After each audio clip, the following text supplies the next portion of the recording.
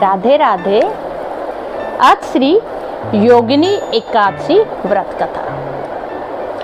एक बार धर्मराज युधिष्ठिर जी ने केशव श्री कृष्ण जी से पूछा, हे माधव, आषाढ़ मास के कृष्ण पक्ष की एकादशी का क्या नाम है और इस व्रत को करने से हमें क्या फल मिलता है।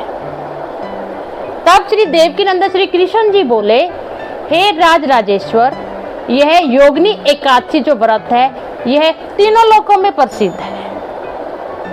इस व्रत को करने से हमें हमारे सभी पापों से मुक्ति मिल जाती है और अंत में हमें स्वर्ग की प्राप्ति होती है। यह व्रत मृत्यु लोक में सभी भोगों को देने वाला है और अंत में जब हम परम धाम जाते हैं वहां हमें मुक्ति प्रदान करने वाला है। अब मैं पुराणों के अनुसार जो इस व्रत की कथा है वह तुम्हें सुनाता हूँ। अलकापुरी नाम की एक नगरी थी जिसके राजा का नाम कुबेर था। वह भोलेनाथ का परम भक्त था।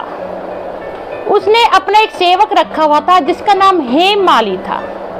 वह हेममाली नित्य प्रति भोलेनाथ के पूजन के लिए पुष्प लाकर देता था, जिससे राजा कुबेर भोलेनाथ का पूजन किया करते थे। एक बार की बात है, वह हेममाली जो सेवक है राजा का, वह मानसरोवर से पुष्प तो तोड़ के ले आया, परंतु वह अपनी पत्नी के साथ विहार करने लगा। हेममाली की पत्नी का नाम विशालाक्षी था। वह अत्यंत सुंदरी थी और बहुत ही पतिव्रता स्त्री थी। अपनी पत्नी के साथ विहार करते करते उसे पता ही ना चला कि कब दोपहर हो गई। उधर राजा कुबेर मंदिर में भोलेनाथ के पूजन के लिए उसका इंतजार करते रहे, जिससे वे अत्यंत क्रोधित हो गए और उन्होंने अपने यक्षों को आज्ञा दी, हेममाली जहां पर भी है उसे पकड़कर तुरंत मेरे सामने लाया जाए।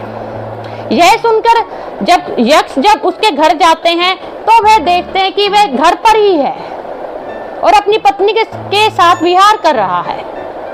जब यक्ष उसको पकड़ के कुबेर जी के पास ले गए तो वह डर के मारे कांपने लगा। तब श्री कुबेर जी बोले कि तुमने मेरे ईश्वर के भी ईश्वर मेरे भोलेनाथ का अपमान किया है, तुम्हें इसका दंड अवश्य मिलेगा। जा, तुम आज से अपने पत्नी से बिछड़ जाओगे और कोढ़ी हो जाओगे और मृत्यु लोकों में जाकर दुखों को भोगोगे।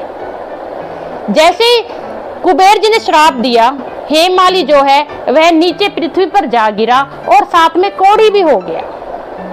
वह अपने कुकर्मों को कोसता हुआ इधर उधर भटकने लगा, परंतु भोलेनाथ की क्योंकि वो भक्ति करता था हेममाली भी, इसलिए उसको अपने पिछले जन्मों के जो कुकर्म है वह स्मरण में बने रहे और वह सोचता रहा कि मैं अपने इस कोढ़ से किस प्रकार मुक्ति पाऊं। चलते चलते वह हिमालय की कंदराओं में जा पहुंचा और उसने वहां पे मार्कंडेय ऋषि जी का आश्रम देखा। मार्कंडेय ऋषि बहुत ही तपस्वी और अत्यंत वृद्ध थे। वह दूसरे ब्रह्मा के समान प्रतीत होते थे और उनका जो आश्रम था वह भी ब्रह्मलोक की भांति बहुत ही दिव्य था। ऋषि जी के पास जाके जो हेममाली है उनके चरणों में जा गिरा और रोने लगा। तब मार्कंडेय ऋषि जी बोले, हे पुत्र, तुम्हारी किस पाप से इस प्रकार दुर्गति हो रही है। तो हेममाली ने अपनी सारी कथा सुनाई कि पत्नी के प्रेम में मैंने भोलेनाथ के पूजन को राजा को पुष्प लाकर नहीं दिए, जिससे उन्होंने मुझे श्राप दे दिया और मैं कोढ़ी हो गया। तो मार्कंडेय जो ऋषि जी थे वह बोले, आषाढ़ मास के कृष्ण पक्ष की एकादशी का नाम योगिनी है, तुम इस व्रत को धारण करो। इस व्रत के करने से तुम्हारे समस्त पाप कट जाएंगे और तुम्हारा कोढ़ भी समाप्त हो जाएगा। तो हेममाली ने जो उनकी आज्ञा के अनुसार यह जो योगिनी एकादशी व्रत है यह विधि पूर्वक धारण किया, जिससे उसके सारे कष्ट कट गए और वह पुराने स्वरूप में लौट आया और अपनी पत्नी के साथ वहीं पर अपने घर में विहार करने लगा। इस व्रत की ऐसी ही अद्भुत महिमा है कि जो भी इस व्रत को करता है उसे 88 सहस्त्र ब्राह्मणों को भोजन कराने के समान ही फल मिलता है और अंत में वह स्वर्गलोक में जाता है। राधे राधे, धन्यवाद।